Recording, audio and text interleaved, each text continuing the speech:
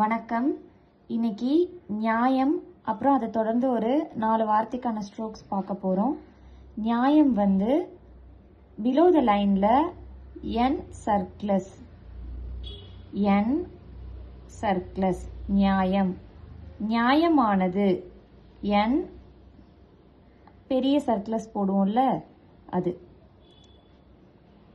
n பெரிய சர்க்ளஸ் நியாயமானது, நியாயமானதென்று n சர்க்ளஸ் இதான் நியாயமானதென்று n சர்க்ளஸ் நியாயமானது, நியாயமானதென்று இதுதான் நியாயமுள்ள n சர்க்ளஸ் அப்படி அந்த இல்ல ஸ்ட்ரோக்கு நியாயமுள்ள, நியாயம் உள்ள.